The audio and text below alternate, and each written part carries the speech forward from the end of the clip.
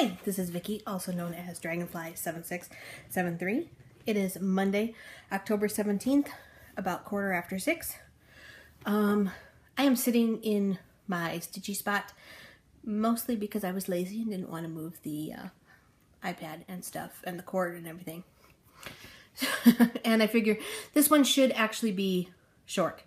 Not like last week when I said, I think this will be short, and then it ended up being an hour long. Part of that, I think, was putting in all the embedded videos. But this time, I truly don't have a ton to show you. I have been mostly concentrating on the baby sampler. So, and I don't know what the lighting is going to look like here. But here's the baby sampler so far. The last you saw it, I had part of the fern done. I don't know if I had any of this side done. None of the back stitching was done. So the fern is finished. All of these flowers are finished. This leaf and this is an owl that is started. So really, you know, I'm making good progress. There is still a fox, another leaf, and a mushroom, and the owl to finish. I think that's it. I don't remember for sure. But it's coming along really well. And then there's these corner, the corner thing here and here. There's ones in these two corners. But it's coming along really well. So that has been my main concentration. I have knit a little bit on the twitchy socks, but I don't think it's, I don't remember if it's even anything measurable. Yeah, not too much. The top of the sheep is the last, of the hook is the last time, so not much. Maybe half an inch. So there wasn't a lot of conference calls, and that's usually when I will work on that. So not a lot of new progress, but part of the reason I wanted to record, well, cross-stitching just seems to take longer. I spent like a ton of the weekend on that, and it of course is not done. I understand why some of the floss tubers do a once-a-month recap. But most of the reason I wanted to record was to say that I really appreciate some of the kind thoughts I have had about my announcement from last week about stopping with podcasting. I am glad, you know, I've gotten the messages that people will miss the podcast, but they are still, they understand. So I really appreciate that. Other than that, I have an old, what do you want me to share, that not only was it old to begin with, but I actually recorded it before I went on my retreat, which is very obvious when you watch it. So I'm going to put that in here.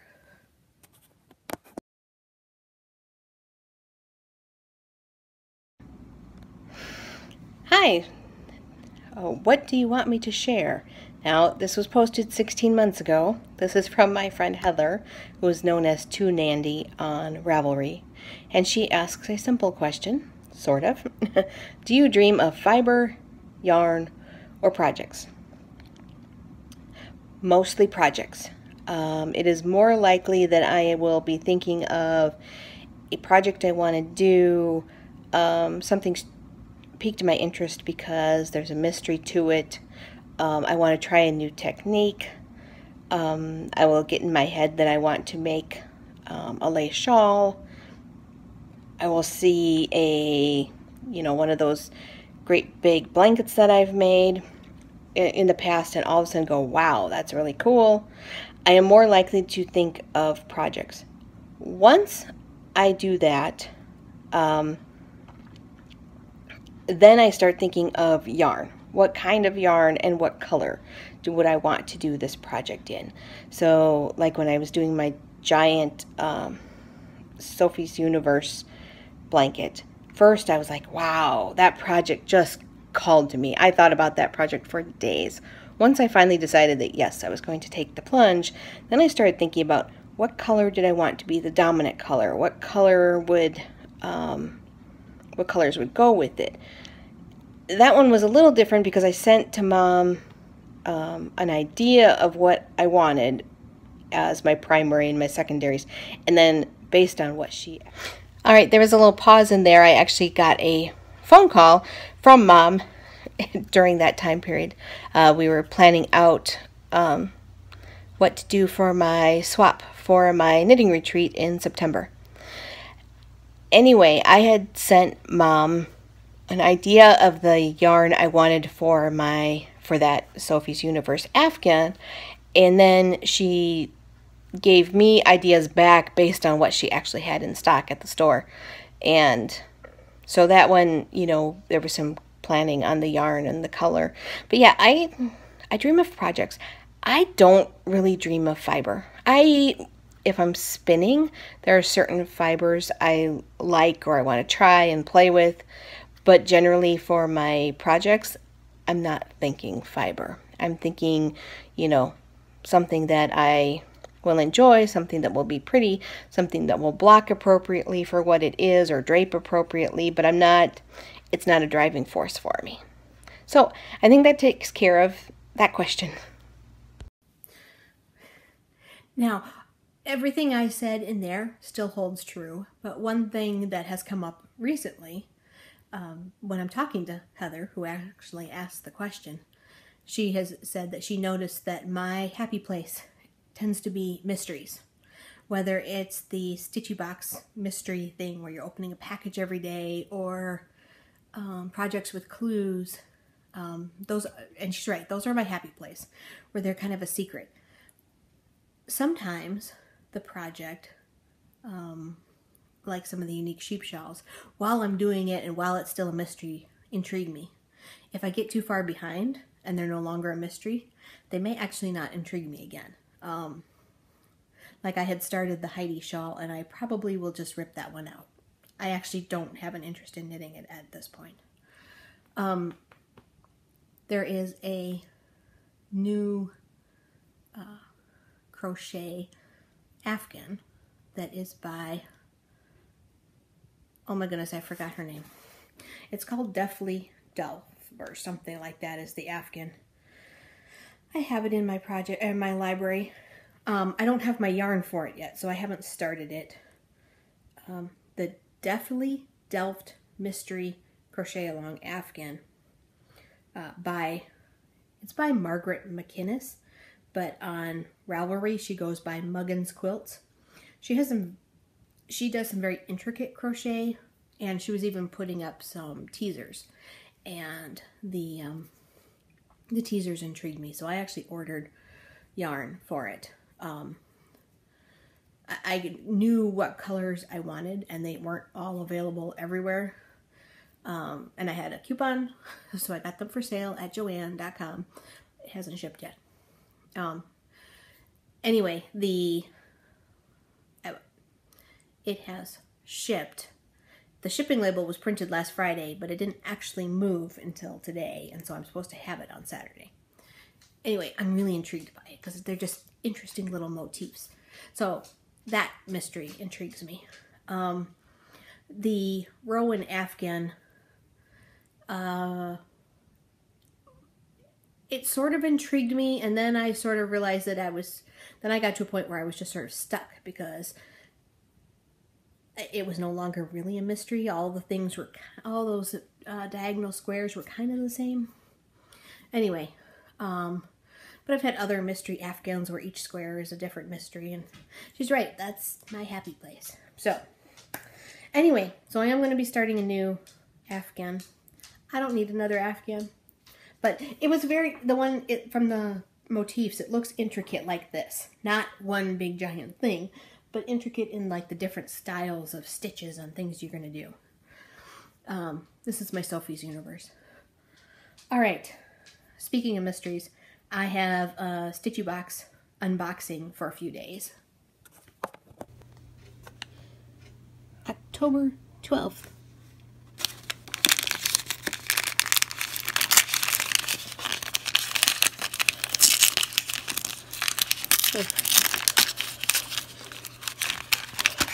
This one does not want to open.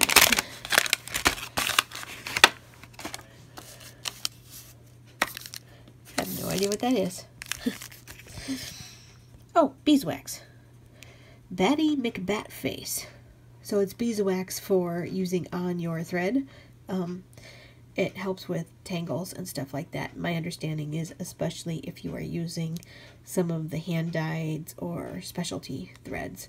But you can use it on DMC also. And it is a bat, so very Halloween-y. Keep your threads in line with our exclusive thread waxer from Noteworthy Needle. Not sure how to best use Batty? Check out today's post on the CTH blog for a how-to video. Cool. The CTH blog is a blog set up specifically for Countdown to Halloween. And every day she posts information about what we got in our box that day. And possibly links to buy more. Day 13. And Tigger Tiger is here to help, sort of. This one is very flat. I gotta say, I'm really looking forward to day 15 because that's a big one. And I'm wondering if it's a chart. Yeah, see? There's Tigger Tiger helping. Yeah, you're not so helpful.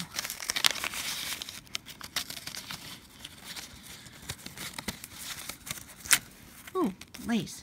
Okay. French Picot trim. This vintage rayon trim from France can be used outside of a pincushion or other needlework small. Your card has approximately half a yard. It's pretty. Vanna of the Twisted Stitcher has been doing a lot of videos on different kinds of finishing. So there's some things that I never thought I would do, but they actually look, she makes them look easy and doable. So some of these things are more interesting to me now than they might have been before I discovered her channel. So I could actually see using this on the edge of something. Alright, so hi Tiggy. This is day 13 with a Tiggy Tiger signing off. Day 14.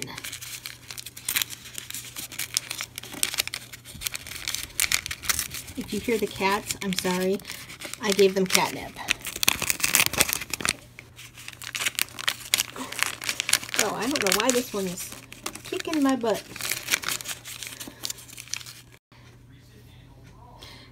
Alright, day 14. This one was really a struggle to open, so I actually opened it off camera.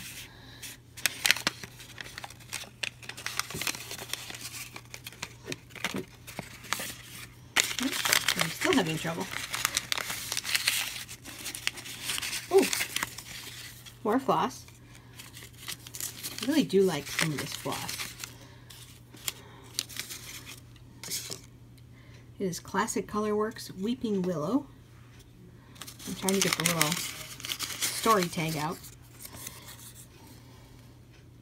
This wonderful hand-dyed cotton floss from Classic Colorworks has a home in just about any Halloween project. Use 2 strands over lower count fabrics, 1 strand on higher count fabrics. Weeping Willow is used in one of the charts in this shipment. Cool. It is looking very sage on the camera, but in real life it is more olive. I will try and see if I can get a picture. I take a picture every day anyway, but I'm going to see if I can try and get one that has the right tone. So that was day 14. Okay, out here the color is more accurate. So there you go. It's more of a olivey green. It's tonal. So very pretty. And I'm looking forward to seeing what it gets used in.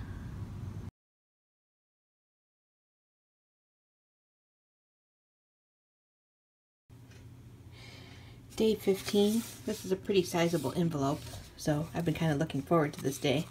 I already unsealed it, but I didn't open it. Mostly because I was worried it was going to be harder to open than some of the others.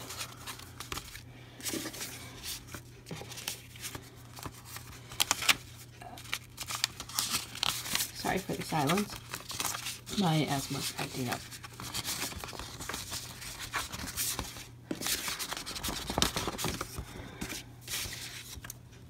Oh, there's our little slip. Quaker pumpkin chart. Well, we know it's a chart, which I suspected being this envelope. This is cute. Quaker pumpkin. Ooh, which I probably shouldn't show like that. There we go. Very cute. And this would use our orange and green flosses and our purple fabric, would be my guess. Don't you just love this pumpkin? Designed by Quaker Fantasies by Uri TM. The model is stitched with goodies from this box. Sun-baked orange and weeping willow floss and the dusty purple linen. Can't wait to see you put your own spin on it. Very cool. I like it because it's fall and Halloween, but not super Halloween. Very nice. I'm going to have to figure out when I can start this.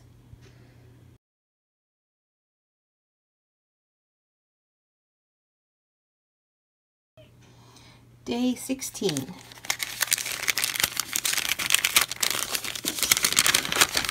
Ooh, fabric, feels like. It's a really pretty natural. Embroidery linen for finishing.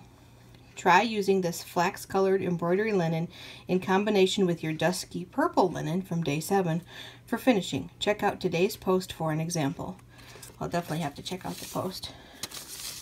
But it's super soft. Just a very natural colored linen. Very nice.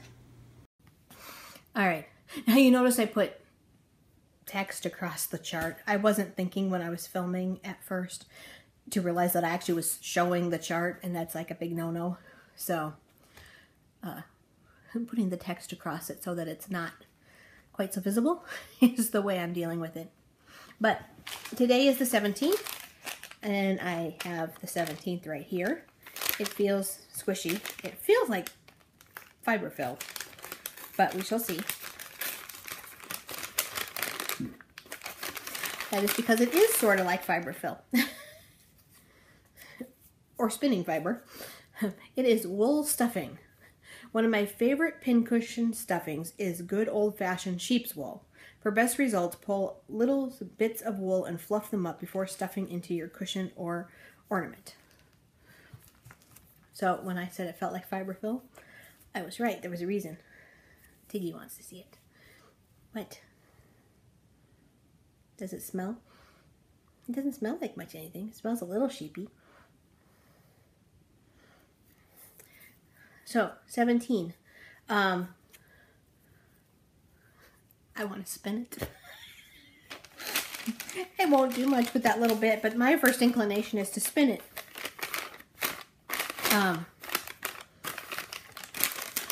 So, that's day 17. I do really like the chart. I have not started it because I'm working so much on the baby sampler. And by the time I'm done with the baby sampler, it won't be Halloween anymore. But I like the floss and that fabric and the chart. I think it's very cute. So I'm sure I will do it at some point.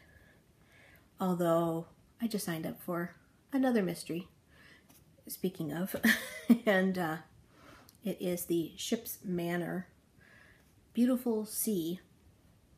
It's a stitch along, and it's already started, but it's really small. Like, it's 135 stitches by 135, broken up into 16 weeks, every 2 weeks, and each block is no more than 30 by 30, and the first block is already released because I'm actually behind. It does not look like it would be hard to catch up. So, and it just looked pretty, and it looked like something that would be a quick stitch versus some of the other things. I am woefully behind on the fantasy stitch along, although I really like this month. This month of October is a little witch with a couple of jack-o'-lanterns, and she's got a little spider hanging above her head. Well, people are really taking this one and modifying it. Some people are making her have a green witchy face. One person didn't want the spider, so they changed it to a wand. Another person removed the spider and added a little black cat next to the jack-o'-lanterns. Another person totally changed one of the jack-o'-lanterns into a cauldron. It's been fun to see this month. And the designer actually really encourages people to kind of make things their own, but for whatever reason, this month took off with people doing interesting things. Now, I won't do any of those. I will stitch it as designed, but I like watching how other people are modifying it. So, that is everything. I told you this really was going to be a quick one. Like I said, I wanted to give a quick catch up, say thank you to everybody, and I didn't want to delay too much on the opening of the unboxing because I think if there's too many of them, it gets too long. But I will see you guys all next time I record. Bye.